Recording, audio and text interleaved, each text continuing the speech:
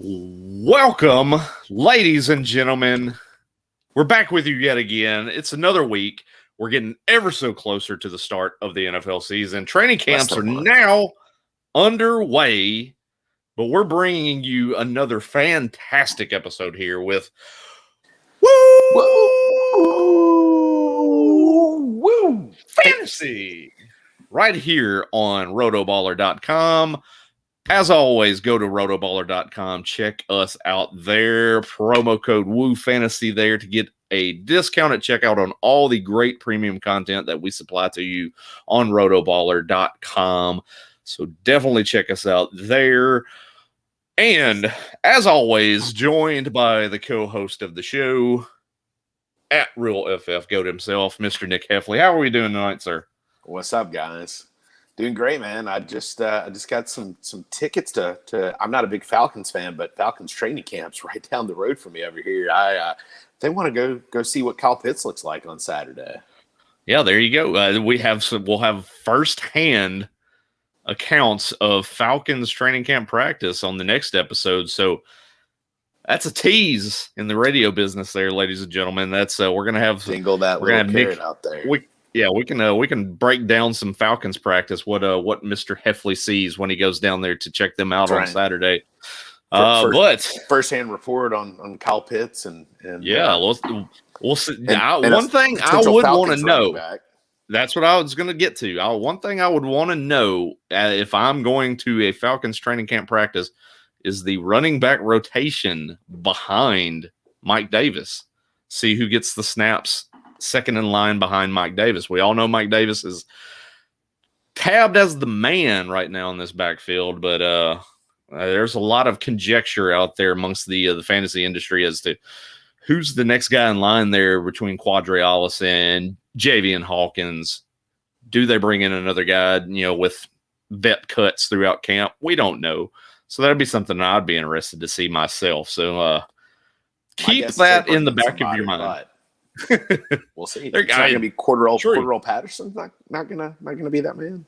Oh my gosh, I don't know. I don't see Arthur Smith as being the type of coach that's going to trot Cordell Patterson out there like a Matt Nagy would. Let's go. What idiot coach would ever do that? What idiot coach like a Matt Nagy would run Cordell Patterson in meaningful snaps in the running back rotation with David Montgomery back there? Who knows? But getting into tonight's show, we got a lot of stuff that we're going to cover tonight. We want to kind of get into a lot of the camp news that's been breaking over the last couple of days. Injury news, of course, we'll touch on that. We'll kind of want to go over some Razzball updates. We're both involved in the Razz Bowl, so we'll kind of gloss over our rosters that have been built so up to this point right now. But then, of course, most of everyone will be tuning in tonight. We're going over running backs tonight. The bread and butter of the fantasy football world, the running back position. We're going to kind of take you and give you a little bit of a roadmap through the running back position this year for 2021. Guys to kind of really want to hone in on in your drafts as you prepare for 2021. Guys that you might want to avoid. We want to steer you clear of the pitfalls of the running back position this upcoming season. So we'll get to that later on in the show. But want to start things off with, of course, the soap opera has ended. We have Aaron Rodgers back in camp with those Green Bay Packers. I know Nick, the diehard, lifelong Bears fan, is probably shedding a tear for those little glimpses of hope that he had that the Bears might compete in that division this year. But now Packers full steam ahead, back to business. Aaron Rodgers back in camp. How are you feeling? Shocker. Duh. I told you this months ago, man. It does not come as a surprise whatsoever to me. Yeah. Yeah, as a Bears fan, we knew this was going to happen. Come on. There's this time last week, he's going to retire. He's going to retire. No, he's not. Come on. They're going to appease him. And guess what happened? He's back. Shocker. Hope you listen to the podcast and get that right in your drafts already if you've already had them. we're hoping everyone's kind of been following along over the course of the last few weeks as we've kind of tried to steer you in that direction. Obviously, there's no change as far as rankings wise with the players that are involved here. I mean, I've kind of kept Aaron Rodgers slotted in where he's been at on the quarterback board all along. I haven't moved him up or down. So no change there. Davante Adams now, obviously, that was one that I did have a little bit that I had him moved down just a tad. But at this point in time now, that's he's obvious back up to wide receiver 1 on the board, I would assume, correct? 100%. Yeah, I don't think there's a bigger lock on the board than Davante as number 1. You know, and we've talked to Aaron Jones too. I think it would have actually been better for Aaron Jones had Aaron Rodgers retired, but we knew that wasn't going to happen. Right. I think the person whose value is really strengthened, you know, even if Jordan Love's out there, he is probably still going to throw the ball a lot to Davante Adams. I think the guy, and you and I were just talking about it before we came on, Robert Tonyan, I think is a guy who would have fallen off a cliff completely had Aaron Rodgers not been there. But I think, you know, I think he's out there. I mean, he was catching a lot of scores this last year. I think he's a guy who, for me on my board anyway, has solidified himself as a number 1 tight end. Mm-hmm.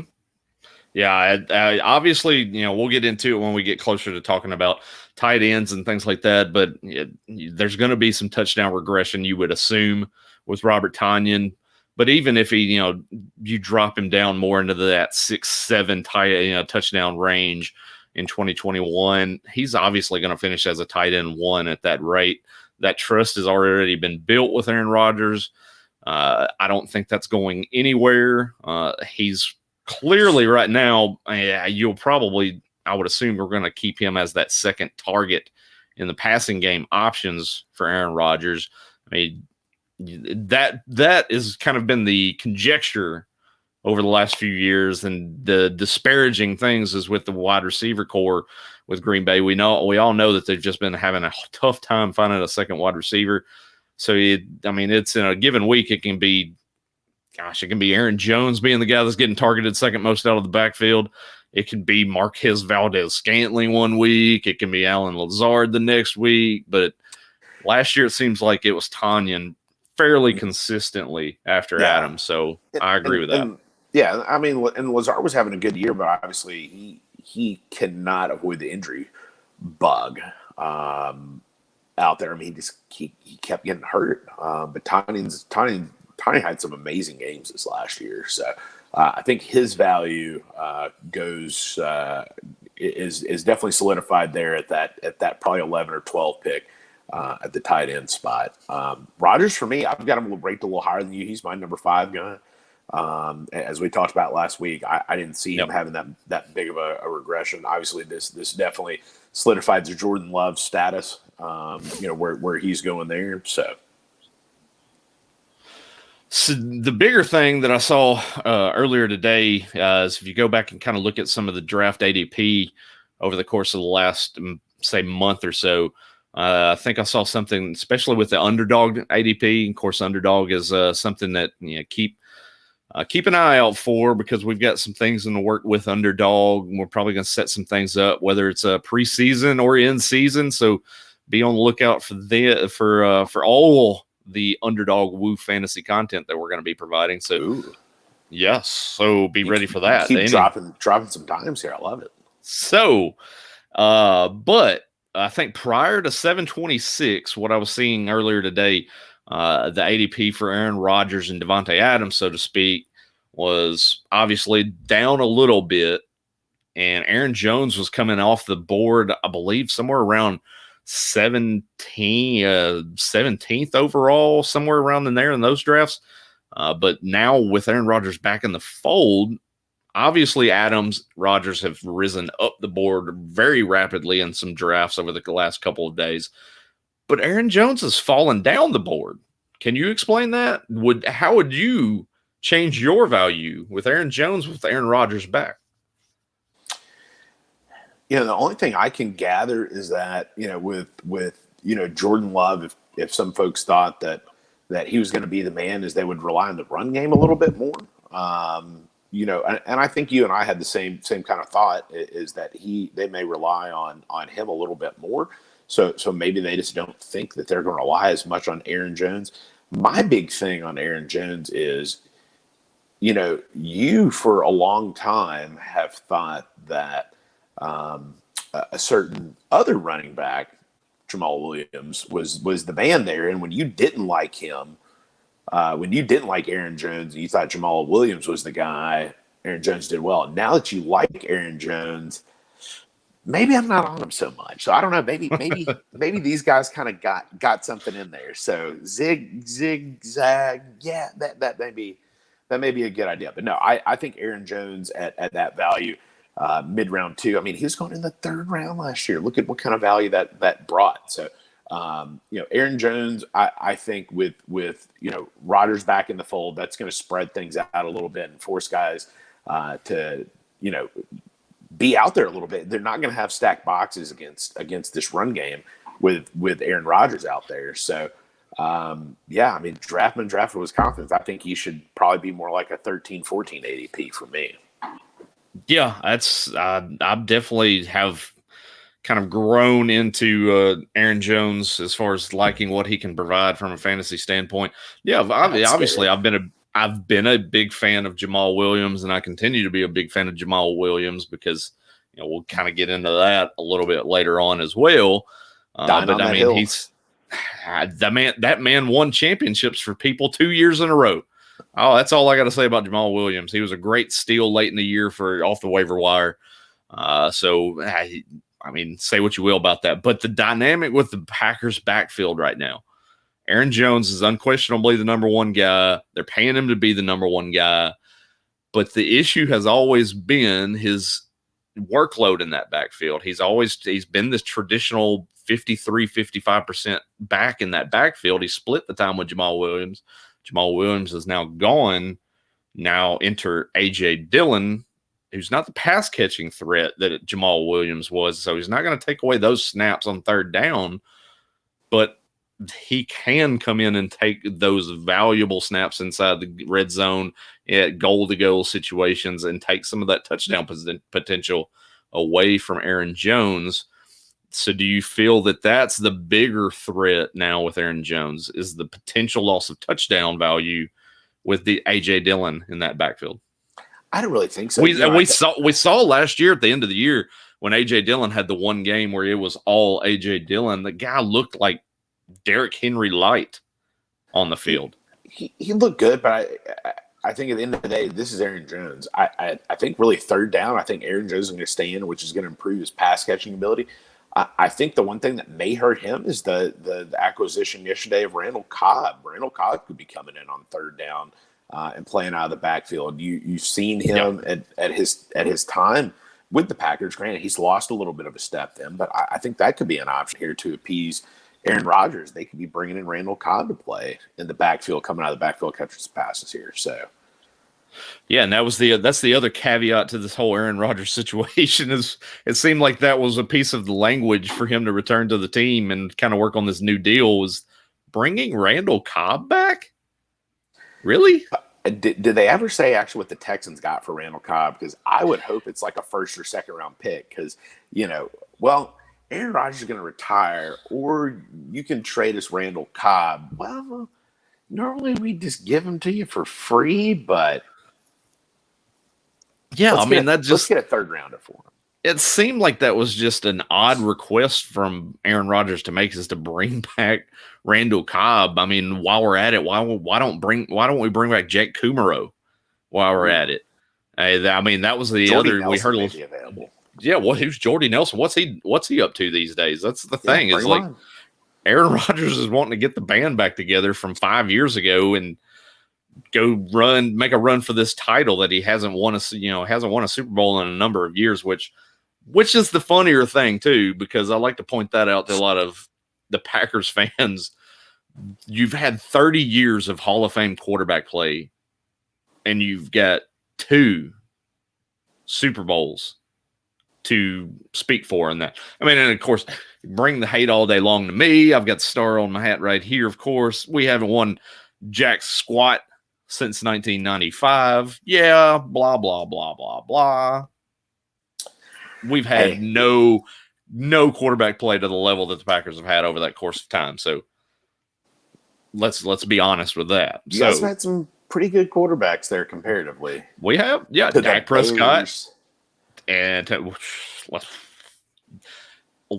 really? I mean, Cordell Stewart was not that was great years for the Bears fandom. Rex Grosspuke, Super Bowl appearance. I mean, the Bears have been historically known as one of the worst quarterback organizations in the NFL. Let's be honest about that. So y'all finally hit on one for a change, but I digress. We think we've hit on one. We thought we have Andy Dalton Trubisky, but starting week one. Oh, I thought you were going to say Nick Foles. Matt Nagy continues to pound that sand. Is that Andy Dalton's his starter? So, oh my goodness. So, anyways, do we have any other Packer receiver that we really feel is kind of worthwhile to have on the radar for fantasy drafts in 2021 right now? Even with Randall Cobb coming back, I mean, he's going to man the slot for this team, which is kind of a dig at Amari Rodgers, because now you're not going to see kind of that ascension of Amari Rodgers that some of us were expecting. That kind of really kind of kicks him to the groin as far as what he could do in 2021. He's still a great dynasty option, I think. So if you've not done your rookie drafts and you've not gone out there and been able to draft some of these guys, I know some of like we in our dynasty league, our rookie draft's always a little bit later on. It's not early like a lot of leagues are. I mean, Amari Rodgers is definitely a guy that you still want to have on that radar in your dynasty squads as that kind of that roster stash. I think so. Yeah. I don't. And I love Amari Rodgers. I liked him a lot more before Cobb came back, but I think with Rodgers coming back he may play this year, maybe play next year. He's maybe the fourth or fifth option in this offense. I don't really like that. Kind of leads back into my point I made just a few minutes ago, is that it's just a hodgepodge of guys behind Devontae Adams still. I mean, you've got it set at Tanyan at tight end. You've got the backs in the backfield, but after that, I mean, it's Lazard, MVS, Equanimous St. Brown, Randall Cobb, Amari Rodgers. These are all guys that are just, who knows what you're going to get from those guys on a week in, week out basis. Yeah, I'm personally not very high on Amari Rodgers. I was a little bit higher on him before Cobb came back, but I'm not. He's not going to be somebody anyway in a redraft that I'm going to target. But he may be a late dart throw in a dynasty draft. But I mean, there's plenty of guys that I'm going to be taking a chance on them to have year one, year two. He's going to be a guy.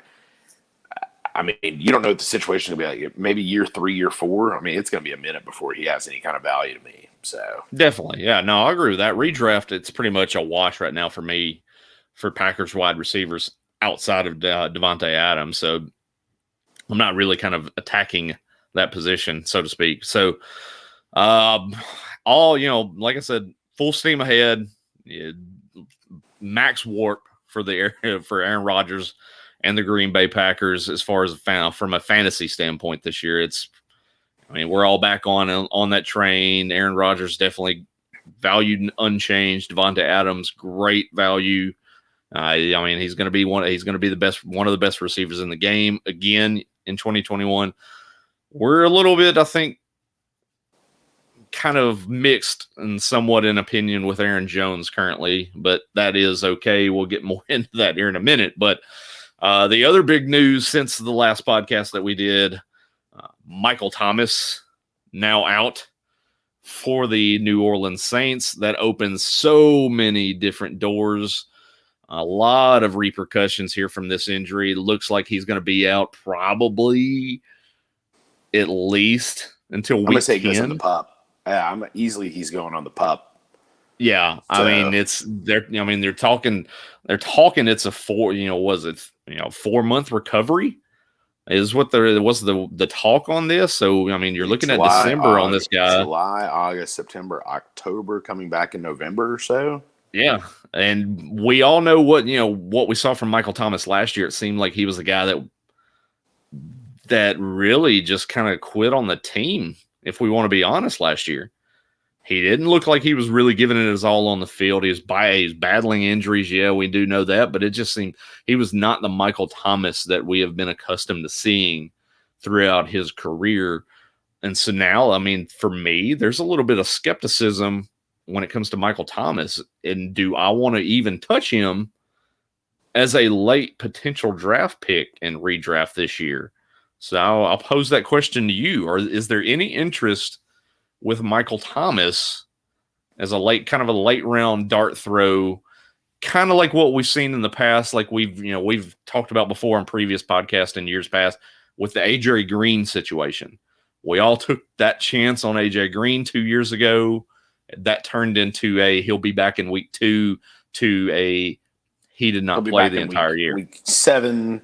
He'll be back in week 10 and then he'll be back just before the start of the fantasy playoffs. So 0 to 10. So 0 to 10. 10 being the AJ Green situation, 0 being you think you'll be back on a decent timeline.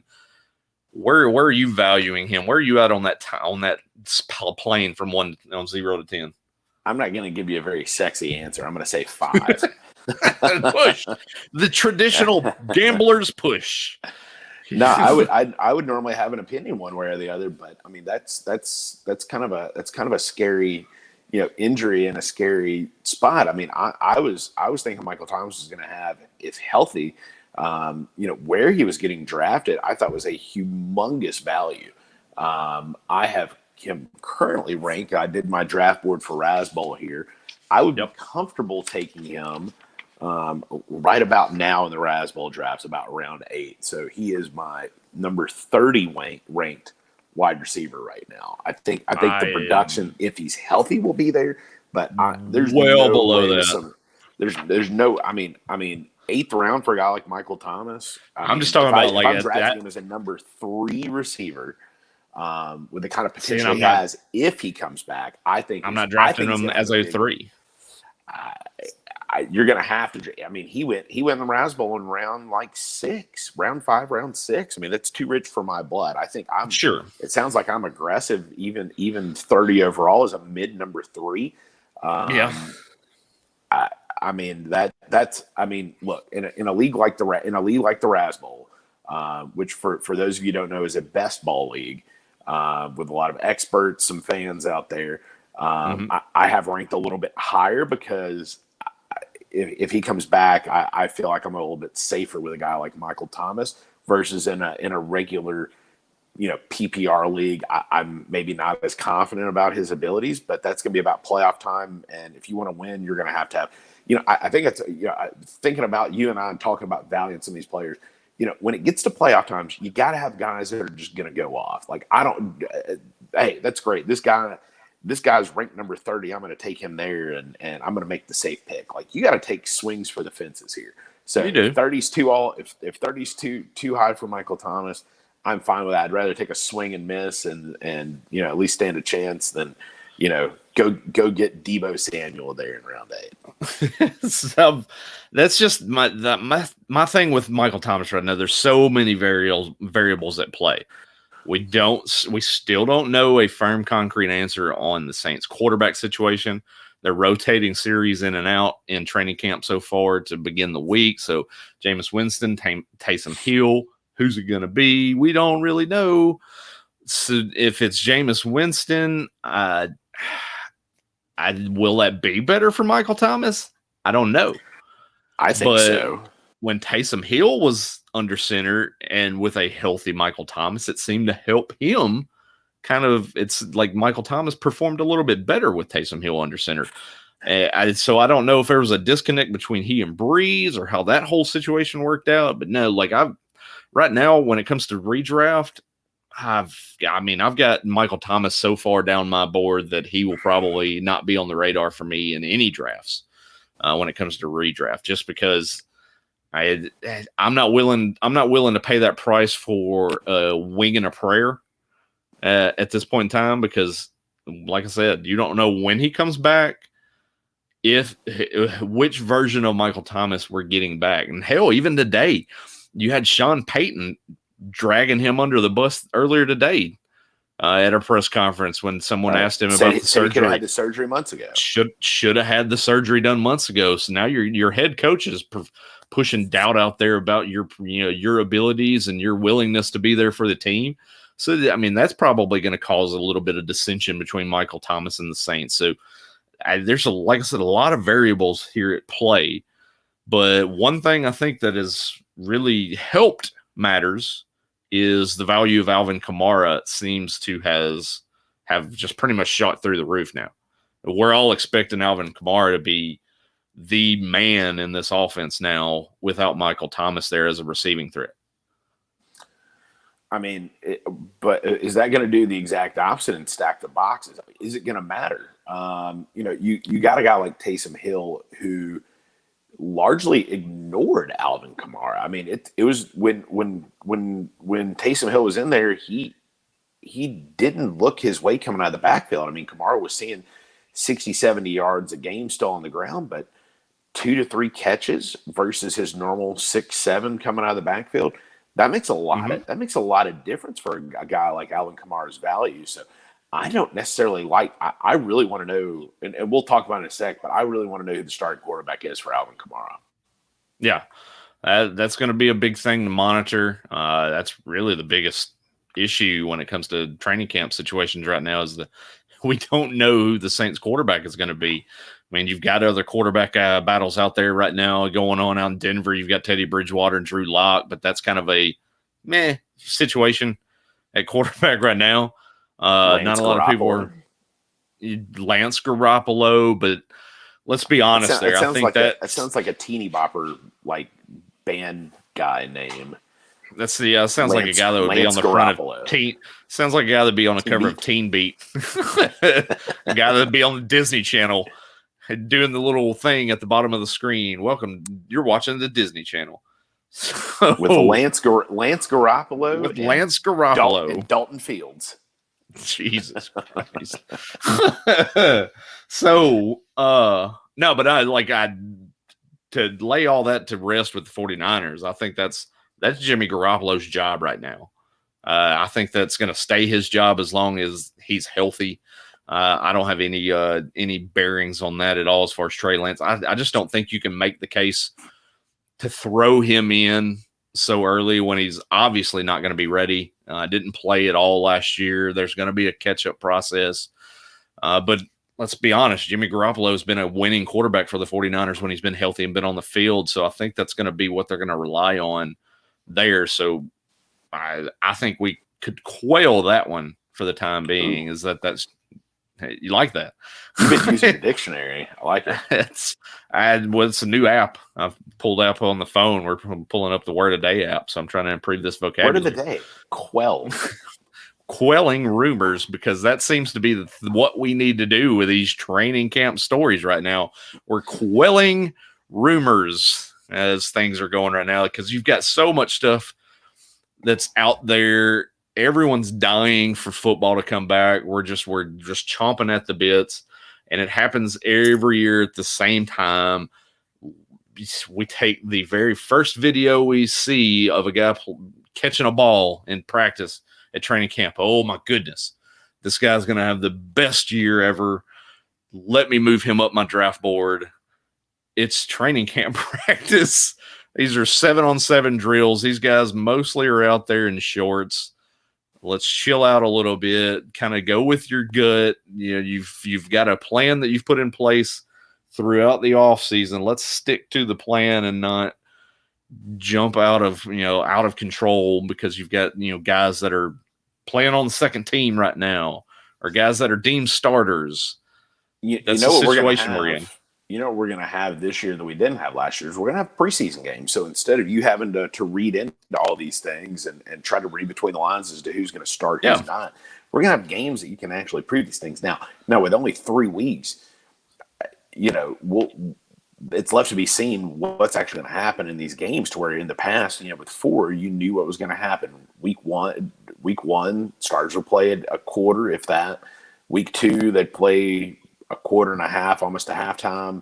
week Yep. 3 they would play through halftime and come back, and week 4 they would either play a series or not play at all. So who knows what's going to happen with this and how that's going to shake out. But that's kind of one of the things I'm excited about, is just to see what these guys are going to do in some preseason games. I think you'll see a lot more and be able to decipher some guys that maybe we didn't really know and that's about the or have some thing is questions on. So you can't.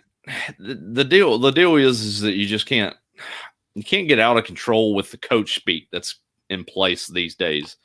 But you do have to read in between the lines on some of this stuff. You have to read in between the lines. There is some bits of truth to some of this stuff, to where you really need to take a look. A lot of the running back situations. You got to pay attention to who's getting the carries in camp, and especially with some of these rookies, rookie running backs last year. You really had to read into it, because people were thinking Cam Akers was going to start week 1 last year, and he didn't. So was banged up. Really kind of got out of the chute and awfully slow. And the same thing with Jonathan Taylor.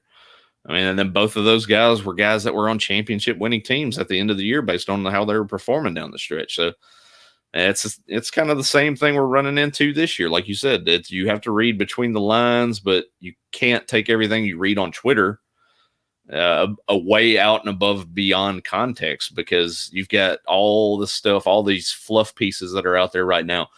Tua Tagovailoa is throwing deep bombs and hitting every receiver in stride. Jalen Hurts is hitting Devontae Smith every single day for 40-yard touchdowns. But we're not hearing anything on the opposite side of that. The ball's hitting the ground, or are we getting interceptions? What are the negatives to counter produce with these positives that we're hearing every single day? It's not all readers. But it's not sunshine and rainbows, and everybody's taking all that and thinking, "Oh my goodness!" Let's just say, so to speak, we'll get into the running backs here in just a minute. But like Michael Carter, he's running with the ones with the Jets right now. Are we going to say that Michael Carter is going to be the de facto just bell cow running back to start week 1 for the New York Jets? No, we're not saying that. But that's what it's leading you to believe if you read everything coming at you through Twitter as the gospel right now. So you got to know how to decipher the information on your own. Like what Nick said, read between the lines with a lot of this stuff, because there's going to be so much misinformation that's put out there over the course of the next couple weeks. And we really won't see how these teams are planning to deploy certain weapons and things like that until we see them on the field in preseason games. And I'll throw this out there too, and we'll talk about it again as preseason's going along. You're going to see the most vanilla offense and defense setups in these games in preseason. Don't look into it more than it's just an exhibition game. That's essentially all it is. But it is, it's pretty much a situation, and it is the same year in and year out, as these guys are on that 3rd and 4th string. Use this as a vehicle to make the team. You're not really going to see anything that's indicative of how a team's going to run their offense, and they're not going to put out their best packages on the field during preseason games. We know that. Sure. And anybody with a sharp eye has seen that over the years. Yeah, but I think you also have to take it with a little bit of a grain of salt that teams are not going to go out there and I've always been a proponent that you need to pay attention in preseason, because while some of these guys who may be running with the 2s that everybody's thinking is a starter, like if Michael Carter was running with the 2s, that doesn't really mean too much. But if a guy like Aaron Jones is running with the 2s, that's going to be cause for some concern out there. So I think you need to take a look and see what situations are going on out there. But if guys are balling out, like I can distinctively remember preseason stuff that makes sense. Now, granted, we're going on the way back machine here, but Arian Foster, when he was with the Texans, all of a sudden he has a couple. He goes from late 20s, early 30s on the running back board. He has some great preseason games. I still remember when he just dominated the Cowboys on a primetime preseason game. Shot up into the top 10. And I mean, and rightfully so, he had a great year, but that was a precursor to him having that great year. So I think it's one of those things you got to take things with a grain of salt and know what teams are running and what they're doing. But you're gonna have some teams like the Packers and Aaron Rodgers. They go out there and they run their offense. So if you got a team like that and they're running some stuff and somebody's looking good, take it and go with it. Yeah, I mean, let's be honest. I was very high on Arian Foster that entire offseason heading into that draft season. And we had just done our long-standing draft earlier on in the day, and I took Arian Foster late as a very, very cheap pick in that draft. And this was prior to us switching over to the auction, I believe, too. And watching him score those 3 touchdowns against the Cowboys in that preseason game that night was just sit back and enjoy it, because he was already on my roster at that point in time. Well, I remember in our dynasty draft the very next day, we had talked him and hyped him so much that, of course, the guy who picked right in front of me had no clue who the hell he was. But because he had that game the very night before, that was enough for him to pick him right in front of me in our dynasty league draft. So unfortunately, I still remember that. But exactly, that's when you don't want that to happen, because I had a feeling, obviously being a Tennessee guy, most of us in the room were Tennessee fans and knew who he was anyway. But that sure didn't help. He had a 3-touchdown game on a primetime preseason game. So other couple little tidbits happened over the course of the last couple of days, both out of Miami. Will Fuller, already nagging injury, exited camp with an undisclosed injury, and then also Jalen Waddle, rolled ankle, put a little bit of a scare in the team today as well in practice. That is the last thing this team needs, I believe, is to take some injuries to some of their young wide receivers that they've got in this core. Let's view them as a whole. The pecking order for this Miami Dolphins wide receiver core. How are you feeling about that group right now heading into the season? Yeah, and I mean, take a look. I mean, Devontae Parker's hurt as well. And he's banged up. So I mean, you got the top 3 guys, top 3 options there are all banged up. Let's say everybody's healthy. I think Will Fuller is the one, or at least I think he has the most potential right now this season out of those guys. So I would say Will Fuller is the 1A, Devontae Parker is the 1B, and Jalen Waddle is solidly the 3. But Jalen Waddle is going to have some good games this year. But I think Will Fuller is going to be the best of the options there this season. But I mean, Will Fuller, A, can't stay healthy. B, he was suspended as well. There's definitely some question marks surrounding him. I think where he's getting drafted, the best value out of these guys for me is. Oh, we lost our co-host there for a second. So let me chime in here real quick, and I'll kind of get over here and cover off to the side. But as he was talking about, we've got a lot of these injuries that have been plaguing the team. There he is, jumping back into the show. I did ghost flash internet issues down there in the Atlanta GA. My app. I touched nothing and my app just closed. What the hell? They don't want to hear about Miami Dolphins wide receiver depth chart. They don't. That's what it was. Yeah. You were flagged by the government and they pulled you off the app. So, like, with the point you were trying to make, though, is, and I was kind of jumping in on it too, is that we've got a lot of injury issues already with this team, but you were getting into your best value at ADP. That's where we lost you. Your best value at ADP for that group of wide receivers. Yeah, no, I think the best value here is definitely Devontae Parker. He's been the receiver that's been in this offense there. He's got big playability. Fuller's going a little high for my liking. I would much rather him be a value of last year, the year before, where he was going as a 4, which is currently where Devontae Parker's going. I think Waddle's even sneaking past him in some drafts here. I don't necessarily, at least for this year. Now, that's not a dynasty. That's a little bit different. But I think Devontae Parker is the best value, and I think honestly too, it pushes up Mike Gesicki's value a little bit. For me, is just more the reliable option.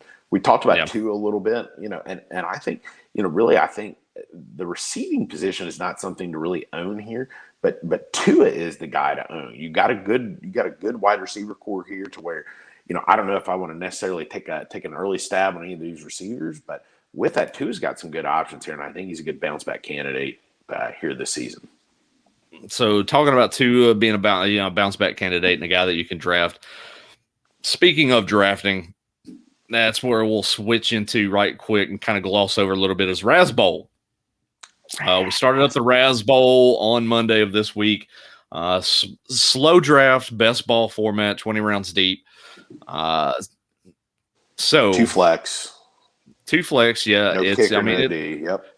Yeah, it's kind of your standard format set up for a lot of your best ball leagues, as opposed, most of them say like underdog, you're doing 4 touchdowns for passing touch, 4 points per passing touchdown with the quarterbacks. But in Raz Bowl, this is a 6 point per passing touchdown league, making the quarterbacks a little bit more valuable to kind of get those upper echelon type of guys. So gloss over how your draft has gone. Where are you drafting from, and kind of how's your strategy been playing so far through the early stages of the draft? Because I mean, let's be honest, we've all noticed it, and a lot of us on Rotoballer, we've been talking about it as well. Is that this has been a very dragging out draft so far. We've had a lot of people kind of using up all the time on the clock, or even auto picks that we've had issues with in a lot of the leagues. So let me hear your thoughts on how your team's shaped up so far.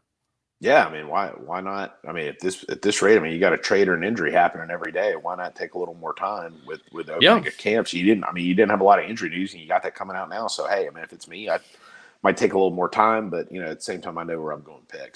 So you and I are both drafting toward the end of the round. So I'm actually drafting 11th. I was hoping to.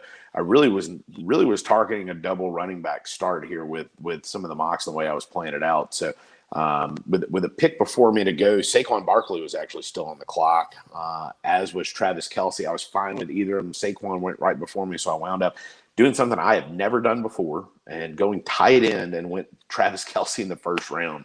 And then immediately followed it by Austin Eckler, who in this format anyway, I'm a big fan of. So just to read my roster up here, I just nabbed Tom Brady in the 8th round here. So I got Tom Brady, running backs, Eckler, Montgomery, and then my favorite pick that we'll get into. And I took him in round 5. He's really more of a round 6 guy, but I took him in round 5 just because the team behind me had plenty of wide receivers and needed running back. So I went Javonte Williams. There, wide receivers, Amari Cooper, DJ Shark, and just took Devontae Smith in the 7th. So liking my start so far. I've got some high upside guys. I've got some good floor guys who are going to give me good week-to-week consistent production there. So I know you're drafting at the turn. So yeah, I'm at the turn at the 12th spot in my division. I'm in League 4 with Raz Bowl. I've got Nate Hamilton, friend of the show, Dominate on Twitter, so go check him out as well.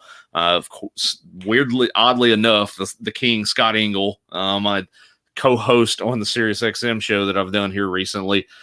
He is in this division as well with me, and he's drafting from the middle of the round, so it's been kind of interesting to see how some of his picks come off the board. But yeah, like you mentioned, I'm drafting from the turn.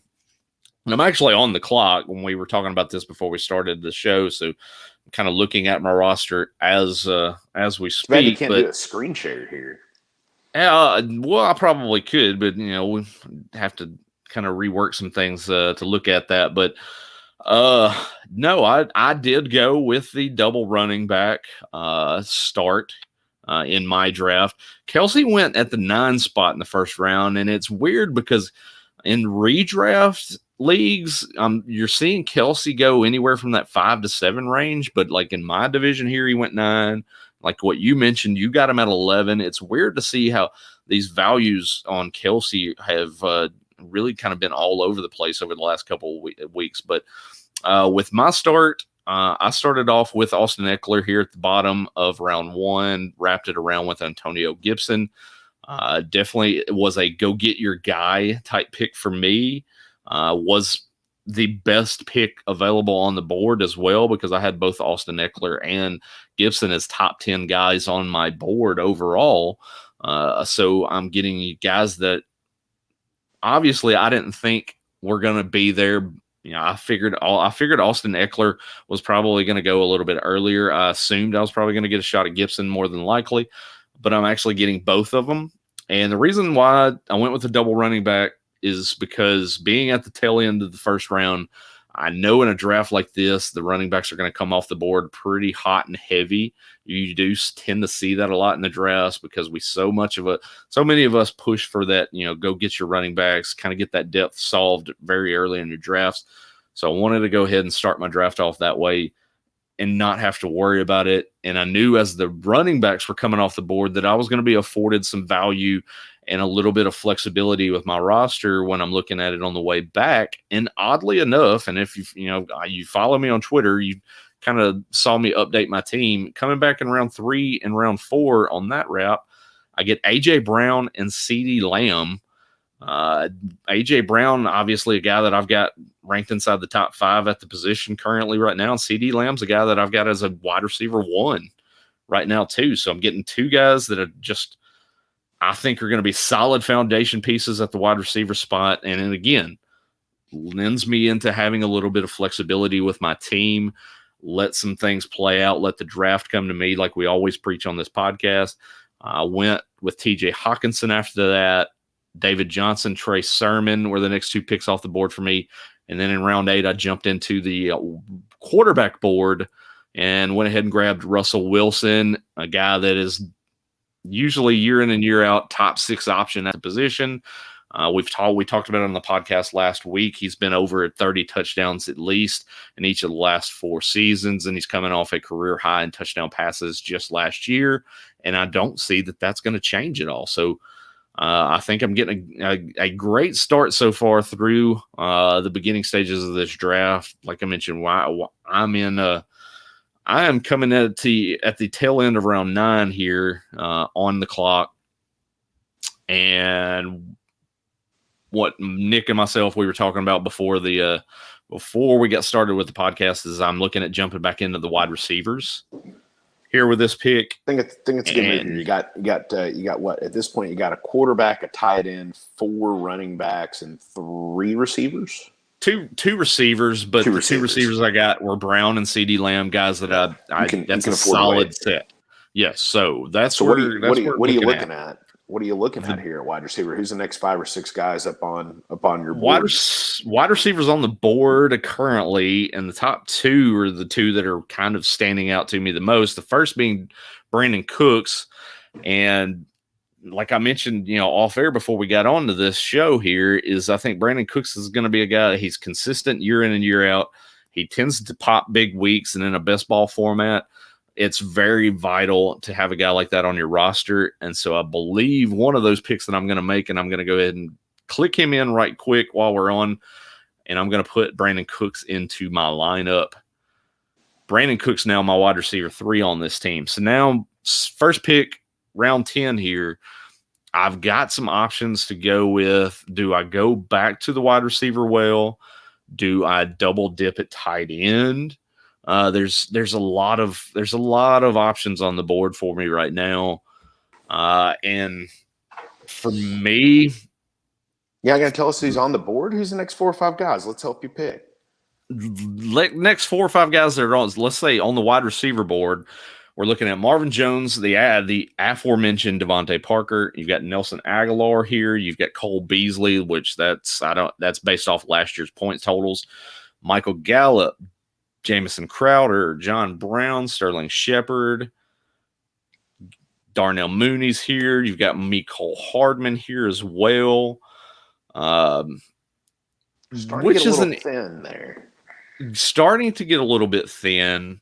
Tight ends, we've already gotten into that position at the tight end board where I've talked about it, ad nauseum, is once you get past those first 5 to 6 tight ends, a lot of these guys really are all the same with not really much differentiation between each of these guys. But if I go and look at the running back board, it's already gotten ugly on the running back board where we're at right now. We've got guys like James White on the board, Latavius Murray on the board, Gus Edwards on the board. I'm kidding. What? You don't like those guys? Oh, I mean, AJ Dillon's on the board. And these are guys that I'm just not too keen on currently where we are on the board with where I'm looking to pick. Now, the other developing situation is I could go back into the quarterback room and jump in there and go ahead and What we got solidify left two of on the my quarterback quarterback. board there? You've obviously got Deshaun Watson up at the top of the board, and that's he's going to be at the top of a lot of playing boards based on his situation with the NFL, and we just don't know anything going on right now with that. But you got Joe Burrow, Matt Ryan, Jalen Hurts, Daniel Jones, Trevor Lawrence. So we've still got some options there, and the way that the board's set up, a lot of teams have already gotten their quarterback one. We've got one team, Nate Hamilton, has already gotten two quarterbacks with Dak Prescott and Ryan Tannehill. So I think the quarterback I could probably easily wait on until this next wraparound and kind of come back and revisit that position. So really what it's boiling down to for me is to go ahead and grab another wide receiver here and kind of then play the board from that point on. My question being is, where do I want to go? Because we're already, like I mentioned, we're already at this point on the board where you're looking at a lot of teams number 2 wide receiver, number 3 wide receiver on their roster. So it's kind of a toss-up situation as who do you want to go after? And for me, I believe, and I'm generally not the type of guy that does the stacking mentality and stack players from the same roster. But I think I'm going to kind of willing to do with this pick here. Homer pick, you can say that. Guy on a contract year. Shocker. Coming into what's probably going to be his last season in Dallas. Has a great chance to go over 1,000 yards. And we've seen with a healthy Dak Prescott what he can do and that connection down the field. In a best ball format is what you're looking for, is a guy that can pop a big play down the field and get in the end zone. And I think that's what I'm going to do and grab Michael Gallup here to join this roster, stacking him with CD Lamb. We've seen great things out of CD Lamb in camp so far, but I think Michael Gallup is going to be a solid addition as a wide receiver 4 on this roster. It gives me a little bit of pieces to move forward. I mean, I think with some of the guys that are here, go with your gut. I mean, again, yeah. I think from our talk, I would have probably gone Devontae Parker. Probably would have been my pick, but I don't think you're too far off at this rate. The other guy, if I wanted to go with a gut pick there, and it wouldn't have been a sexy pick, but Marvin Jones is a guy that you see it every single year. He puts up quality numbers each year in and year out, no matter what he's going through with the Detroit Lions. He seems to be a guy that's always getting you steady contributions on a fantasy roster. Now he moves down to Jacksonville, and there's some things to be expected from that offense now with Trevor Lawrence there. But where does he file in amongst that hierarchy at the wide receiver? That's the thing. Is DJ Shark going to be the guy? Is he going to have a bounce back year? We expect him to. But there's so much training camp buzz around Laviska Shenault right now. Where does that leave Marvin Jones? This team is likely going to play a lot of up-tempo. Definitely has a running back core with James Robinson and Travis Etienne in that backfield. There's so many different options there all of a sudden in Jacksonville. It's hard for me to pull the trigger on Marvin Jones with that pick there. So for me, I think in a best ball format, and I'll keep going back to it, the best ball format lends itself into Michael Gallup being a solid contribution, especially as a wide receiver 4, and the guys that I already have in place on the roster. So I think that's a great move for me. I'm still really enjoying the team that I've built so far up until this point through 9 rounds in this draft. Good luck. There we go. Yes. Good luck. Good luck to you as well, sir. We'll transition. We've already almost been in here for an hour. Good Lord. We haven't even got to the running backs yet. Haven't even gotten to the running backs. Long. Thank you. Because that's what we're going to do. It is. We've given you some stuff already.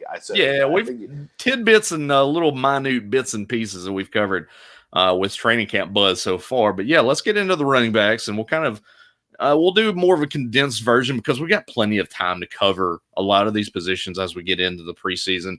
We can do team by team coverage and stuff like that. There's so many different avenues we can go down before the actual NFL season starts. So obviously, right off the bat, I don't think there's a no-brainer about it. Christian McCaffrey, number one running back off the board. We have no issues about that whatsoever.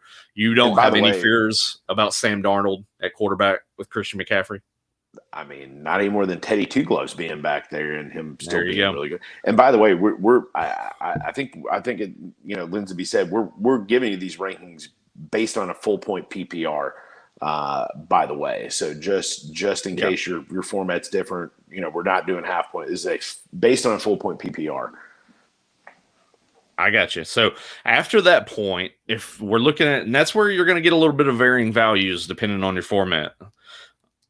At running back 2, if you're going full point PPR, Dalvin Cook is obviously going to be your RB2, correct? Absolutely, 100%. Do you have any fears about injury history creeping up with Dalvin not any Cook more so than any of these other guys? I mean, nobody's going to be injury proof. I feel like Dalvin Cook's had his injury. He's back. He's going to miss a game or two every year, but I think in a 17-game format, give Dalvin Cook to me all day. So then after that is where you kind of really start to get into a lot of differentiations here, a lot of differing opinions when it comes to this. Where do you slot Derrick Henry in on your board, depending on half point PPR to full point PPR, which we're talking about right now? Obviously a difference because Derrick Henry's not involved in the passing game. But I think this year he's going to be a little bit more involved in the passing game than he has been in previous years. I think for me, Derrick Henry is the number 3 running back. That's where I have him ranked. I'm a little scared off by Alvin Kamara. I'm a little scared off by guys like Saquon Barkley, Zeke Elliott, Jonathan Taylor, just with the situations they have. Derrick Henry is going to be the guy. There is no competition. It's Derrick Henry. He is, knock on wood, he has been very healthy and very durable. So, and especially, by the way, and I'll throw this, I said it last year, you and I have a standard league that we do, to where it is 0 points for any receptions. And I said it last year and I'll say it again going into this year. Derrick Henry's my number 1 standard running back, without question. He had 2,000 yards last year, add an extra game into that, B. Sure. He is gonna be a man beast. It is tough because there are some games where he absolutely will not show up, and not having receptions is going to kill him. But you look back at the end of the year, and he's going to have a really good year. There's no injury question, and then he doesn't have the same question marks as some of these other guys. So for me, he's the 3. So here's how I'm looking at it, and full point PPR, I do obviously give some negative connotations when it comes to Derrick Henry and full point PPR, because let's say he does have some touchdown regression. Let's say even with the extra great game added in, he doesn't get 2,000 yards. You're looking at a guy that was the RB6 last year with 2,000 yards and the touchdown total that he put up.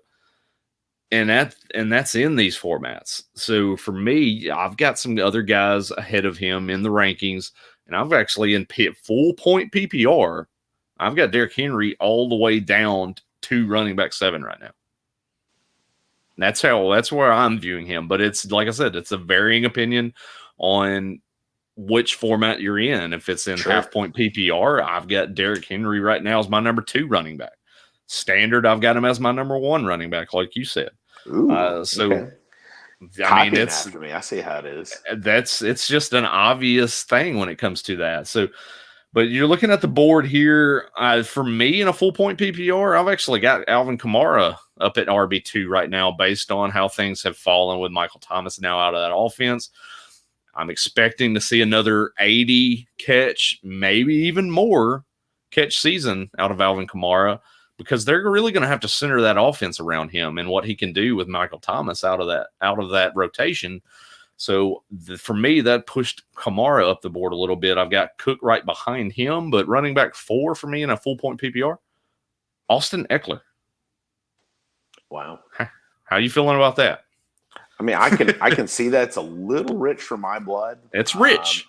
It's rich. It's very rich. Good kudos to you for taking a chance on somebody and drafting them super. So I just want to make sure. I know we talk rankings all day long. So you're telling me the board goes off, CMC, Cook, Kamara, you're drafting Eckler at 4. You're actually drafting in a full In a point PPR, full you point are PPR, I actually will pull the drafting trigger on Austin Eckler at over Jonathan 4th. Taylor, over Henry, Yes. over Zeke, over Barkley. You're Yes. taking Kamara there. Or Yes. excuse me, you're taking Eckler there. Yeah, Wow. I will stand foot to flame on that. I will take Austin Eckler Okay. 4th off the board. It's a little rich for my blood. I'm not saying he's not going to have the catches. And I like Austin Eckler. And that's the thing. Well, see, and that's the thing for me. Like, I'm going to pull Austin Eckler up the board a little bit more because I'm expecting a little bit more of an increase with the running production this year. Sure. I think, again, I'm seeing 70 to 80 catches for him. I just don't know what that receiving total is going to be. He's going to have to score for him to live up to that kind of billing. Sure. And you're talking the injury bug too. I mean, this guy's been hurt and hurt a lot. So he's somebody that, again, for me, I have other guys that I'm going to have close to that double-digit touchdown mark. I don't see Eckler getting there. I'm thinking Eckler's going to be in the 6 to 8 touchdown range. For me, I have him as my running back 10, which I think is very aggressive. I like Austin Eckler. I don't like him that much. So not enough to go over the likes of Derrick Henry, Jonathan Taylor, and Saquon Barkley. Not for me. Yeah.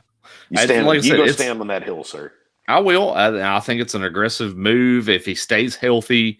I mean, let's say that he plays 15, 16 games this year. I think we've seen in the past, even with the production he's put up with some limited games, he's a guy that's going to finish inside the top 5 in a full point PPR. So now I think that trend continues this year. And like we've mentioned before, the offense is growing. Justin Herbert in his 2nd year. Offensive line was improved upon this year as well. I think all the variables are pushing in the right direction for a guy like Austin Eckler. So that's why I'm kind of more aggressive in my ranking with him. But after him, I can see it. But yeah, we're talking about like a lot of these guys in this top 10, top 12. I've got Elliott at 5. I've got Barkley right there back behind him. You've got Gibson. You've got Aaron Jones. You got Najee Harris. All these guys that are on down that board. I think there's so many different things you can say about each one that you can interchange a lot of these guys, and I won't really fight you on any kind of objecting opinion that you might bring to me with another player to move up above 1 or 2. I just wouldn't.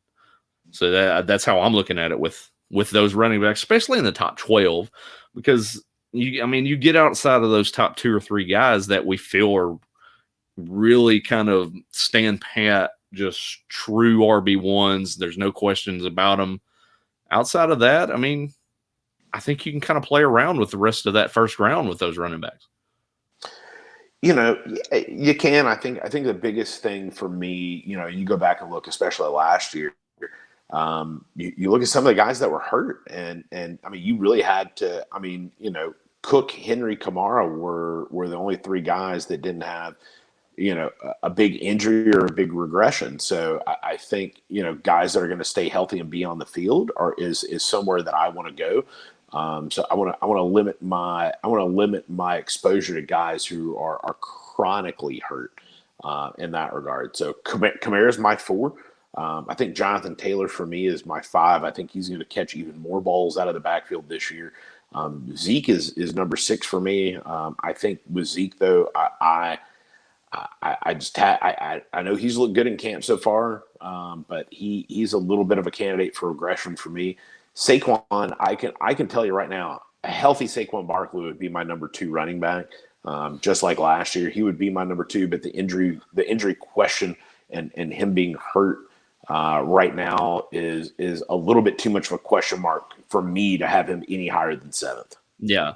Now, how much weight do you put into the coach speak right now with Saquon Barkley headed into the season, talking about some limited work and easing back into the action because they're thinking long term with Saquon Barkley? How much does that weigh in on your decision to draft him in the first round? Not much. It's one of those things. Again, I want to make sure I want to know. I want to know the format of my league as well. You know, in leagues that the playoffs come a little bit earlier, if I don't have Barkley for a couple of those weeks, or I have a limited Barkley for the first 3 or 4 weeks, that's going to limit my chances to make the playoffs. So I think you have to Sure. know that if you're not going to start your playoffs until week 14 with the new format, you got a little time to wait. But in a league like the Scott Fish Bowl and the Raz Bowl, where your playoffs are going to be starting a little bit earlier, you know, those guys are going to get pushed down the board for me just a little bit, just because of when the playoffs start, how many regular season weeks I'm going to have with a guy. So I'm buying in a little bit. It does knock them down a little bit down the board, but in a normal league where you'd start your playoffs week 14, it really doesn't have any bearing for me. Sure. So my guy, Antonio Gibson, where are you at with Antonio Gibson right now? You know, I've really got these top 12 for me receivers, running backs, pretty even. Like you said, I really don't think that you can have a whole lot of separation. For me, he's my number 12 coming in. But again, I view him as a number one running back. You know, the guys that I have behind Barkley, I've got Chubb, Aaron Jones, Eckler. I've got Harris, and then Gibson right behind him. So, you know, again, the only thing that really not scares me, I shouldn't even say that, is the up and down nature of Ryan Fitzpatrick, and a guy like Taylor Haneke coming in and you know, team stacking the box is my one big worry about the Gibson situation. I like Antonio Gibson. I don't have any reason to think that he's going to fall off a cliff. So if I'm at the spot like you were and drafting at the end of round one, I would love to have Antonio Gibson on my team. Yeah, I've got him at RB9 right now in this particular full point PPR format. So I'm steady driving this hype train that I've been on since last off season, and I'll continue to stay on that hype train. But speaking of a hype train, and we've got one that's starting to get out of control already. It's Najee Harris. Najee Harris, we're seeing over the last couple of days, there is a lot of camp buzz. We're seeing a lot of big runs in some of the camp practices. And earlier today, you see a video of him lined up out in the slot on goal line formation, breaking inside for an inside touchdown on a passing route. So you're showing that dual threat capability with Najee Harris that we did see at Alabama. And coming in the NFL, a lot of workload, a lot of tread on the tires. Where are you at with Najee Harris? Do you think this is a ceiling wise? Do you think this could be what we thought CEH was going to be last year? I mean, I think he's a different guy than CEH. But I mean, you know, where we had Saquon Barkley, and even before that, Zeke Elliott going in round one. I was all aboard that train last year. I was not aboard the train of any of these rookie running backs coming in, just lighting the world on fire, just with their situations and who they had around them. But you look at Harris and who he's got around him. It's not much. It's Benny Snell. It's Anthony Sanders. McFarland, Kalen Ballage. There's not really a lot around them. And you're playing an amazing offense. So the coaching staff has all but come out and said that he's going to be a 3-down back. They're going to rely on him. So, I mean, I think that is where you can buy in to the coach speak. I agree. I've changed my tune a little bit on him. You know, I think just with the situation with the wide receivers that they're going to have there, teams are not going to be able to stack the box against him, and I think you're going to see a guy like Big Ben rely on him. So he's my number 11. You know, again, where CEH was going 5, 6, 7 last year, it's a little rich for my blood, but toward the end of the first round, where I can double up and go with another running back to be able to kind of pair with him, I like that a lot more. Yeah, I'm right there with you. RB11 on Najee Harris right now. So we're in lockstep with our evaluation of Najee Harris currently. So the next 6, 7 guys, there's a lot of guys who have fringe RB1 potential, but for one reason or the other, just aren't there. There's red flags. A lot of these guys. Yeah, who's the one name that you see really stepping up and landing inside that top 12, and then who's the one name that you're kind of shying away from? Well, there's two of them that I think. One of them's obvious is Nick Chubb that we've not really named. I think, right now, if you look at it from a full point I named him number 8. Well, I said for me, not. I full point PPR. I'm going to have him just back a little bit further, just because of the fact of the lack of a passing game potential with Nick Chubb.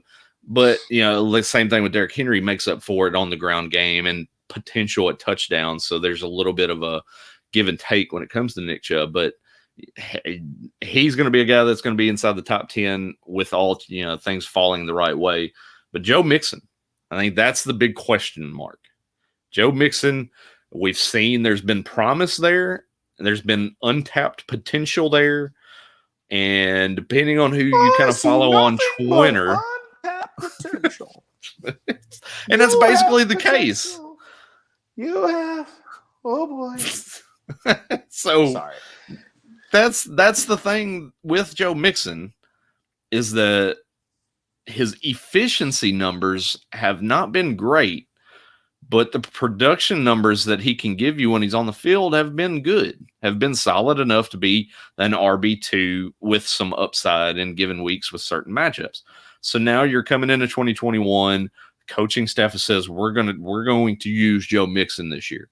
He's going to get a lot more work. He's going to get that passing down work, so that you're expecting an uptick in touches from Joe Mixon this year.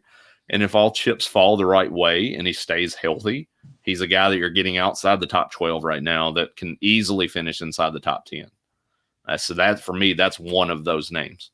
Yeah, I'm in complete agreement. I think, again, I mean, we talked about the coach speak stuff, but I think, again, this is another situation where, who does he really have behind him? It's really Joe Mixon versus himself and his own injury. Samaje Perine, Chris Evans. I meant that more facetiously, and he doesn't really have anybody behind him.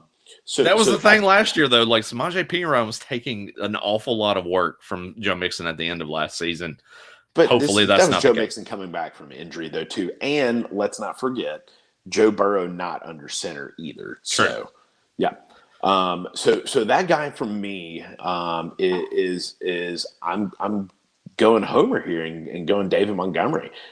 You saw it the last 4 or 5 weeks. I'm going to fight you on that. You saw it the last 4 or 5 weeks of the year last year, him really coming on. But I think right along with that is a guy who I didn't want to touch last year. And CEH. I thought Clyde Edwards-Helaire is coming into a really nice situation this year.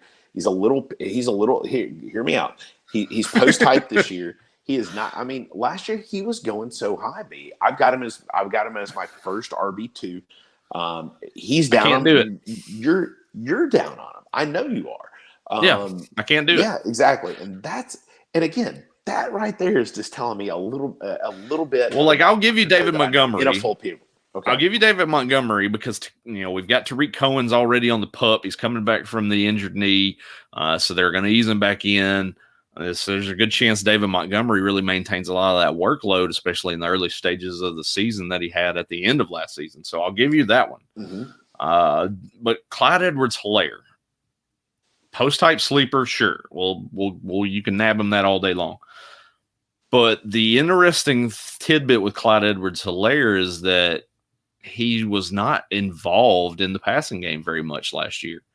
And they went as far as to pull him off the field on third downs because they did not trust his ability as a pass protector. That's going to be a big issue. Can he improve upon that in training camp and coming into the season? They were more willing to bring in Darrell Williams on third down to give him that work as a pass catcher out of the backfield, or even running the ball in short yardage situations on third down. They were willing to try to bring in a running back like a Giovanni Bernard this offseason. Couldn't really connect on a contract correctly and wound up settling in with Jerick McKinnon, who has, for all intents and purposes, when he's been a healthy back, been more valuable as a pass catcher than as a runner. Mm-hmm.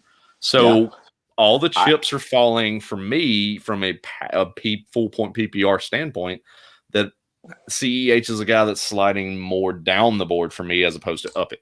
which is why I love that. So thank you. Sure. Please keep throwing it out. And so the other side of that question, so the guy for me who out of those next 6-7 guys who I'm not really going to be as hyped about as I am some of these other guys here, is DeAndre Swift. I like DeAndre Swift. I think he's a really good running back. I think his situation, though, unfortunately, with the receiving options that are there outside of T.J. Hawkinson, are bad enough to where the defenses at Lee are going to absolutely be keying on him. I like him. I don't like him in the range that you're going to have to draft him. I would be way more comfortable going about 7-8 picks later. I have him as my number. Swift is my number 17. He's going about 6 or 7 picks later. I'm a lot more into that, but I can't buy in on that value, B. Yeah, I'm right there with you. He's the name of a running back that I'm probably not going to see very much of this year in drafts because I'm not willing to pull him at the price that he's going with. But like you mentioned, I mean, the appeal for many right now with DeAndre Swift is, oh, this guy's going to get 90 to 100 targets this year. He got in 57 last year. It was 13th at the position on a team where he really had nothing to compete with. Adrian Peterson was the guy that they were running the ball. He was splitting time with Adrian Peterson last year. And now you bring in this year, lo and behold, my guy. The aforementioned Jamal Williams. I wasn't going to steal your thunder. Who the coaching staff has came out and said that this is going to be a split backfield. Let's not beat I'm going to beat a dead horse into submission here. DeAndre Swift is in a split backfield. You might not want to believe it. You might want to look at DeAndre Swift as a name guy and say, oh, this guy's got all the potential in the world. And he just might have all that potential in the world. But to assume that we're going to see DeAndre Swift come in with a 250 touch season this year, I think you're setting yourself up for failure because he's not going to get to that total. You're not going to see a guy that's going to give you 175 rushes and 75 catches. You're not going to see a guy that's going to give you 280 and 65 or anything like that. I don't see it because there's going to be too much split between those two. And let's not forget to mention the fact that this team is going to be god awful. Probably the worst in the NFL. Defense is going to be really bad. The offense is always going to be behind the chains, behind in points. And for me, I think it lends itself more into putting more of the work and load on the shoulders of Jared Goff in the passing game than what it's going to be them being able to really commit to a running game. So yeah, I'm out on DeAndre Swift. Can agree with because there's so many things that could go wrong with him as opposed to can swing right in his favor and lift him up the board. So I think that's that. But it depends, like that's another situation. Depends on who you follow on Twitter and some different information that you might pull. There's so many out there right now that are expecting the moon from DeAndre Swift right now. And I'm trying to let's bring you back down to earth a little bit. He's not going to be an RB1 in 2021.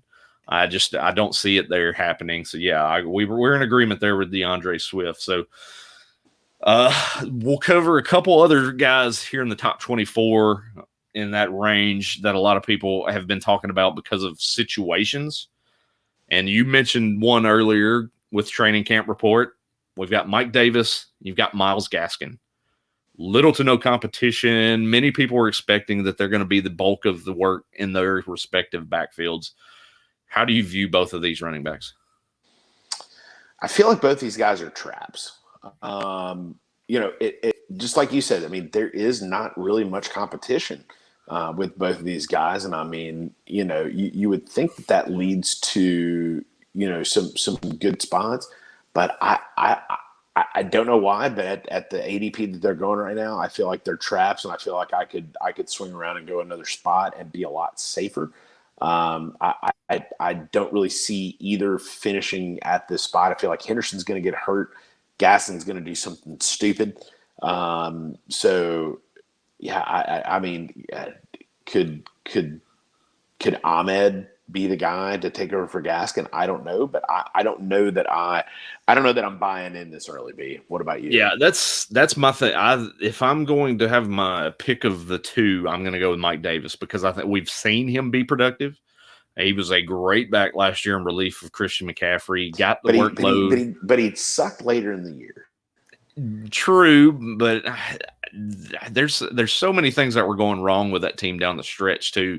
A lot of losses piling up. I think that coach they were ready to call it a year is what it felt like. But overall, on a points per game basis, and what he brought to you as a receiving back out of the backfield, Mike Davis was a solid option for a lot of fantasy managers last year. So for me, if I had to choose between the two, yeah, I'm going with Mike Davis. I feel a little bit more firm in his situation. I think if he were to lose a job, it would be due to injury with Mike Davis, as opposed to there's another back that's just going to take his place. So, but on the flip side of that, with Myles Gaskin, I think but he could eventually lose more work to Salvin Ahmed, down the line to Jared Dokes further down in the year. I think both of those two guys can come in and perform because we saw it last year when Myles Gaskin was hurt. Salvin Ahmed was good. Yeah. The thing that gets me about Mike Davis, I still can't get over 2 years ago how he was supposed to be starting with the Bears, sucked so bad that they cut him before week 1. Like that just still sticks in my mind. Like, how bad can you be if the Bears need you to come in and hold the candle for David Montgomery? And not only do you not earn the number 1 job, you get cut. Like that still is in my head, and I don't know what it is. I feel like the Falcons are going to do something. For me, that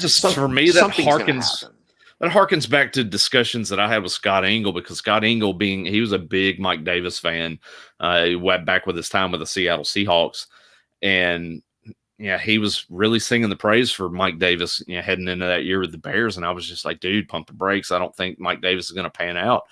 But what I think happened with that situation, I think that was the chip on his shoulder that he's needed, because you've seen him perform much better as an NFL running back since that point. I think that getting cut, moving on, and then really kind of finding what he does well as a running back in the NFL has really kind of risen him into where I think he's a viable option.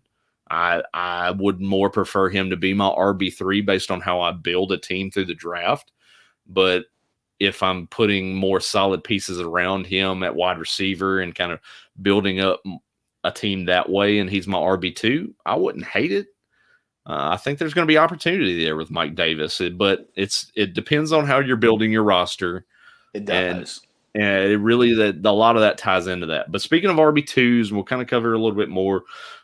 Josh Jacobs is a hot button topic right now too, out on Twitter, because you see a lot of varying degrees in his draft value right now. You see he can go anywhere from like late round 4. And where I was talking with a guy on Twitter last night, whereas Brian Drake from the Fantasy Football Hustle that's on Pro Football Focus, he got him in a draft yesterday in the 7th round. So where are you at with Josh Jacobs? Because it seems like there's some people that are still high on him, but then there's a lot of hate on Josh Jacobs right now. Yeah, I'm always a zig when other people are zagging kind of guy. Obviously Kenyon Drake is in the fold there. I think Drake is going to get some receptions, but you've heard it from Kenyon Drake's mouth is that it's Josh Jacobs' backfield. Yeah. There. So he's my number 19 running back overall right now. I think it's more of a touchdown pick than I think he's going to dominate touches in this backfield here. But if I'm getting him in round 5, round 6, I think he's got a lot more upside than some of these other guys that are falling into that same. I mean, round 6, you're falling into, a Ronald Jones, Raheem Mostert, James Robinson, David Johnson type, and I am absolutely buying in on Josh Jacobs all day long at that value. Yeah, and it's the thing is that he's such an albatross when it comes to an efficiency standpoint. He's not going to be the guy that's going to go out there and you think you're going to get 100 yards each and every single week. It's just not going to happen. but he's such a threat to get in the end zone every single week. I think the floor is a double-digit touchdown floor for Josh Jacobs, and I think that's where he holds his value up. And that's where a lot of people are missing the point. Yeah, he's not the receiver out of the backfield that we all hope that he would be, but he gets so much work as the running back in this backfield that I think it alleviates what you're losing as a pass reception back out of the backfield. I agree. So let's do something real quick. So rookies are always a hot button topic on where the value is, where these guys are going. So there's obviously Najee Harris is in a class, I think amongst himself. Amongst his group, but there's 4 rookie running backs who are coming in who I think the value is starting to become a little more muddled as we continue on in the draft process. So Javonte Williams, Travis Etienne, Trey Sermon, Michael Carter, rank those guys 1 to 4 for our purposes here for a full point PPR. Where are you putting those guys? For me right now, the way that I've got them shaken out on my board, I've got Javonte Williams, the top option. He's the 24th running back in my rankings group. Just pretty much right behind him, Travis Etienne is at 26. Michael Carter at 31, and Trey Sermon is at 32. So I've got all these guys that are all bunched together. Javonte Williams, I think, leads the charge for me just because I think the upside is there from a dual threat standpoint in that Broncos backfield. I mean, there's been some talk that Melvin Gordon could be a training camp cut. I wouldn't buy it until I see it. But if that is the case, my goodness, will Javonte Williams shoot up a draft board? But yeah, no, that's how I've got my 4 shaking out right now, based on the value. And like we mentioned just a few minutes ago, Michael Carter's running with the 1s right now. So be expected to see that ADP rise based on that. Fortunately or unfortunately, I've got the exact same rankings on these guys. In my 1 through 4, Javonte, I've moved all the way up to 21 on my board. I like Melvin Gordon. I'm reading in the tea leaves as well about them trading up to go get Javonte Williams. Why do you trade up to go get a running back like that if you don't fully expect him to be able to come in and at least share half of the work? And you could see it last year that unfortunately I had him in some leagues, but Melvin Gordon falling out of favor. I do have Travis Etienne a little bit lower down. I have him at 28. I see some other guys getting a little bit more work. A little bit more nervous about the James Robinson factor there. But Michael Carter is my 3 on that board. I've got them a little bit lower at 35, and then right behind him, Trey Sermon at 36. Some injury news there is definitely helping Trey Sermon, I think, rise up boards a little bit. But I think the Trey Sermon hype is just a little bit much for me. He is getting crazy hyped in some of these drafts. And I think, let's face it, Raheem Mostert is going to be a factor. And Jeff Wilson's going to be a factor at some point as well. He's not going to be there early in the year. It looks like he is hurt. It'll be probably week 6, maybe, possibly, I think is what we're looking at when it comes to Jeff Wilson. So that would be something to keep an eye on there. But what I wanted to I do want to say Trey Sermon, sure, maybe the hype I like is getting the a little bit. You got him, by the way. Yeah, I'm sure the hype might be getting a little bit out of control, but I think it's justified as well because I think that was a pick for a running back that fits perfectly into the scheme that Kyle Shanahan runs. And we've seen, wherever Kyle Shanahan's been, they've had productive running backs. So he knows how to put a scheme in place and an offense in place that is conducive to running back scoring points for fantasy. And buy into whatever how you will, but they're expecting, a lot of the beat writers right now are expecting Trey Sermon to be the guy that's going to be kind of the trendsetter in the backfield to kind of really do most of the work.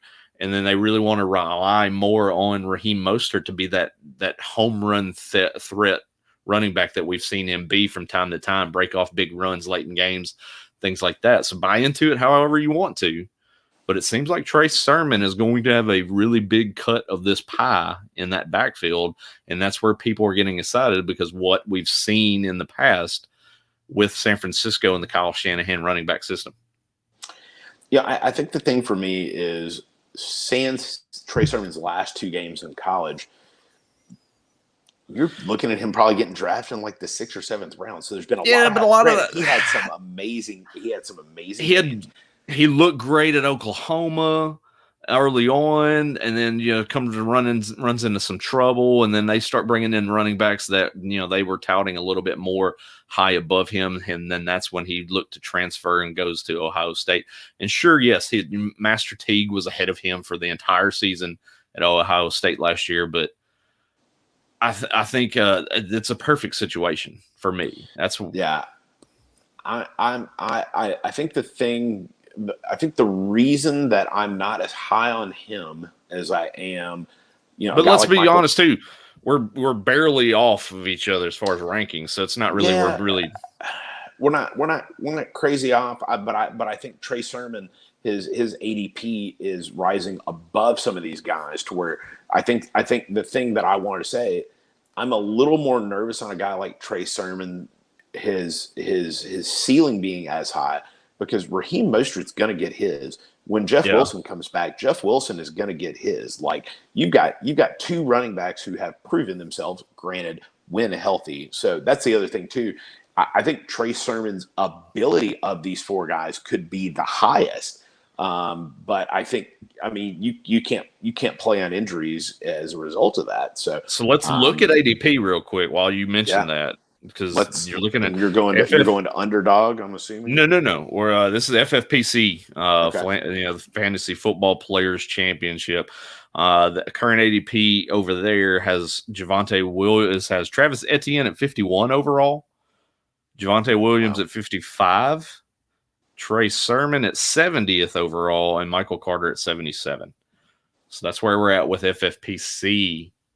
ADP on these guys right now. So you're looking at, you've got, Etienne and Williams solidly in the 5th round in drafts right now. And then you've got Trey Sermon back there at 70th.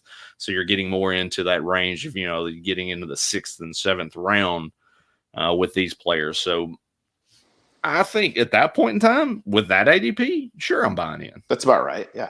Yeah. The one thing that I learned a little bit about last year, and I'm hoping to keep that in this year is the middle, like 5, 6, 7 round running backs and how horrible they have been and how horrible they have finished and not really done anything. That's the thing that's got me worried. Granted, last year you saw these rookie running backs going in the 2nd, the 3rd, the 4th round, to where I think those guys, rightfully so, should have been in where I had them ranked the 5th, 6th, 7th round, to where that would have been some good value here. So, but it's amazing how these round 5, 6, 7 running backs just do not perform. So, well, there's such a high percentage of those guys that fail more than they do hit. In these rounds. So, that's where we keep always hammering the point home, build your running back depth early and get those guys while they're still on the board, because you don't really want to be picking from the lots of, Leonard Fournettes and those guys that fill your running back 2 spots each week. That's kind of seems like that's a recipe for disaster, but you run into a lot of muddied mess in these as you get further on down the board with these players here. One name, a name I do want to touch on real quick, and we talked about it some with the Saints earlier, is Latavius Murray. That is a guy that I think, depending on the quarterback battle, is really his value hinges mightily on who wins that running back, that quarterback battle. Because we saw last year with Taysom Hill under center, Latavius Murray was a guy that you could start as our RB2 each week. He was putting up great numbers. Yeah, and Kamara's good to get hurt for a week or 2 out there, miss some games, and we know Latavius Murray, and I think that's something that I'm looking into a lot more, is to where, if you have a guy like, let's just say, for instance, Jonathan Taylor gets hurt. A guy like Marlon Mack is not going to instantly be a number 1 running back, but a guy like Latavius Murray is going to shoot up to RB1 status. Sure. really, really quickly. So I think getting those guys who have the chance to be able to do something like that. And you're right. If Latavius Murray, if Taysom Hill is the quarterback, my ranking on Latavius, which is now it's the very end of the RB4s at 48, would definitely jump up quite a bit. Yeah. Kind of touching on some of these last running backs here as far as the top 40 and things like that. One other name I wanted to kind of get into real quick before we kind of really start to sign things off, Damian Harris. Where are you at with Damian Harris? How do you feel how he will perform in that backfield? Do you think he's going to take majority of the work, or do we see this as being a typical Bill Belichick situation? I think Damian Harris is actually gonna do a little bit. He came off the end of last year and had some really nice games. He's actually my number 26. I think I've got him a little bit higher than probably most of the crowd that you would see out there. So he's my number 26. He's a very high end RB3. I don't think you'll see that from a lot of folks, but he's not going to have. He's not going to have a lot of carries. He's not going to have a lot of receptions out of the backfield. Yeah, he's going to be your plotter out there. But the type of games he was coming off with some 100-yard games toward the end of last year and finding the end zone. Which is probably why he's not going a little bit higher in this offense. Sure, I'll give you that. So, sleeper. Let's grab a sleeper running back that you've kind of got your eye on. 40. Yeah, let's go outside the top 40s, the guys that are a little bit further down the path. So one name that you've kind of got your eye on. Yeah, we talked about it on the Scott Fishbowl Podathon back a few weeks ago. So I'll come up with two names just because, hey, if you listen to us, I don't want to retread on some guys. I'm going to give you some other folks. Tony Pollard is a guy who I think is really going to come on. I don't think Zeke Elliott is going to make it the full slate of 17 games. If we were just talking about it, if Zeke Elliott's out, Tony Pollard is going to become a number one. He's an RB1. A true RB1 in there. So Tony Pollard is definitely a guy who I think could have a very nice season. The other guy, oh man, I want to say our new friend for the Rams, who I'm dubbing as Fred Funk. No, I'm kidding. I just wanted to say the name in the podcast. I looked him up and wrote him down. Jake Funk. Jake Funk at number 69 on my running back board on there. Who I put him there for a reason, obviously. I think a guy that I'm going to be looking at a little bit later. You will appreciate this because I am not high on Chris Carson at all. Is Rashad Penny? I think is finally, after all these years, finally going to be somebody who comes out and has a fantasy worthy season.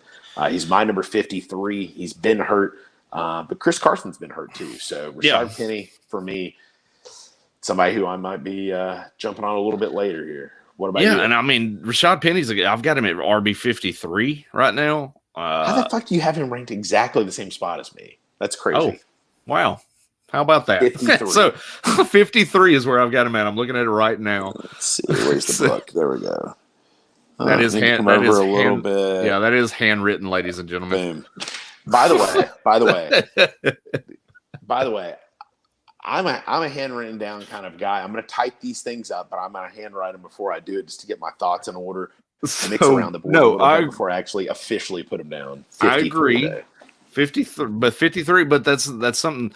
Keep in mind, and not a lot of people really know too much about it yet, but news is that he slimmed down over the offseason and feels like he's sexy. Much faster than he has been. And I mean, that was the thing with Rashad Penny. He's always been a guy that can break off a run. So if he stays healthy, and we know Chris Carson can't, yeah, I agree with you. Rashad Penny's a guy that I'm going to pull a trigger on him late in a draft and have him as my RB5, RB6. Yeah, I don't have any qualms about doing that whatsoever. Looking good, Lewis. Feeling good, Billy Ray. So but another guy to kind of keep in mind is two names. One is kind of one that we know from seasons past, but keep in mind to you as Darrell Williams. You want to grab him late because I don't trust Scott Fishbowl. Yep. I don't trust Clyde Edwards-Helaire to be healthy the entire season. And like I mentioned, I think there's going to be situations where they're going to pull CEH off the field, put Darrell Williams in. He's going to figure into that mix some way or another. So he's definitely a guy that you can draft late and stash. And then you mentioned Jake Funk, but I'm going to go the other route, Xavier Jones. That's cool. I just wanted to throw Funk's name out there. I mean, it's you can cool throw that one out there. Yeah. But no, you. I think Xavier Jones, the Rams have mentioned, they're not going to play Darrell Henderson in the preseason. You're going to see a lot of Xavier Jones. And I think it's going to be a situation where if he plays himself well enough in these preseason games, he's going to play himself into a major role in that backfield. And they will not go the route of signing a running back that's cut or bringing in a veteran. They're going to ride with who they have and then hope Cam Akers can come back to a semblance of his old self off the Achilles tear next year. You know, a name that I wrote down all the way at the end of the board down here at 79 is a guy who I don't think is going to be in his current situation, that he's going to get cut or traded to one of these teams like the Falcons or the Rams. Mark Ingram. I don't think he's going to make it through somebody in that Texans backfield, whether it be him. Somebody's getting cut, yeah. Somebody's getting cut, you know. But it seems like they're set on keeping Philip Lindsay in that backfield, is what it feels like to me. Yeah. Philip, honestly, I think Philip Lindsay at this point right now has the most talent of anybody in that backfield, although I like David Johnson better. With his pass catching ability, go back and look at the numbers from last year. Mark Ingram is only 2 years off 1,000-yard plus season that he was very, very consistent. Sure. Why he went to the Texans, who knows? But I feel like he's going to be the guy to go to the Rams or the Falcons and at least have a little bit of a mix. So he's somebody, if you're just going for a dart throw late, you could do a whole lot worse. Yeah, I agree with you there. I mean, that's what you're kind of going with at Xavier Jones, is that late dart throw like that. You can go as far as to like a Ramondre Stevenson. If you're not buying into Damian Harris being a guy that's going to get a lot of that workload, if you want to buy into that Bill Belichick talk that we've seen in years past, I think so. Like you mentioned, you think Mark Ingram's going to be cut, moved some form or fashion. I think you're going to see that with Sony Michel. I think Sony Michel's going to be a back that's on the move. So that's going to clear the path for Ramondre Stevenson in that backfield. So he's kind of a dart throw late in a draft as well. So good pull. I think that's one to kind of keep an eye on there as well. So any other tidbits as we kind of close things out here? Man, just especially I think you and I amongst a lot of analysts definitely do not subscribe to the zero RB theory. No, we're preaching going running back early and often. And I'll say this, depending on where I'm drafting, especially if I'm drafting toward the end of round one, I'm definitely going double running back as much as possible. But the guys are deep enough to where you can honestly get that wide receiver in round 2 and come back with a running back in round 3. So really hammer home at that running back position. I think it's going to be where you win your drafts and you're going to be consistently ranked higher having those better running backs.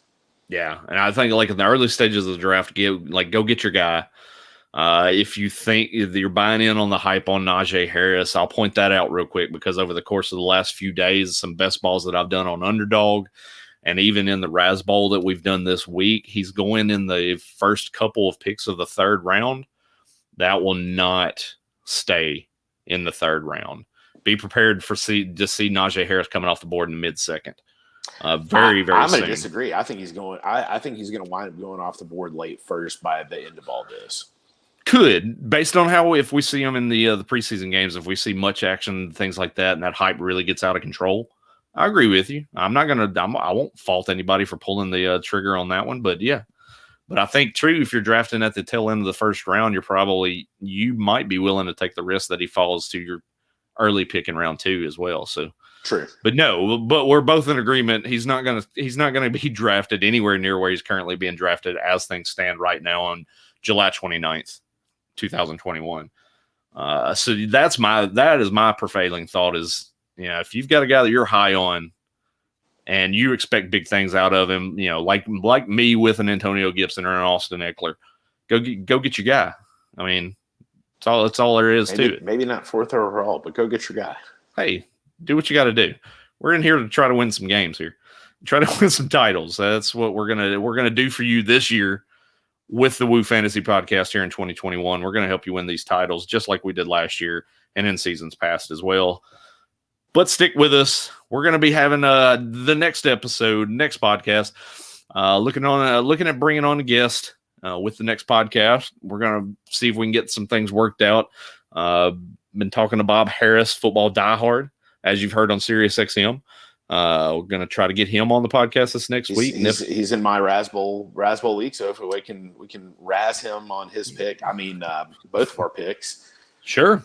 Yeah, we'll talk a little bit about that, and we'll probably get into a little bit of some wide receiver talk with the next episode as well. So stay tuned for that. And as always, I mean, there's going to be training camp buzz, news and notes for us to cover, a lot of things to talk about on the next episode of this podcast. And as always, go to rotoballer.com. Check us out there, rotoballer.com. Premium content, use Rotoballer premium content download code Woo Fantasy to get that extra special discount at checkout. And we will have you covered there as well. So rotoballer.com. All the thanks to the sponsors, of course, FanDuel. Definitely check them out. Woo Fantasy promo code with FanDuel as well. Lots of things to get into there as things start to get ready for the football season. So check that out over at FanDuel as well. But Nick, as always, where can they find you on the Twitter? You can find me at the Real FF Goat. And I, of course, am at Roto Superstar. This is at Woo_Fantasy.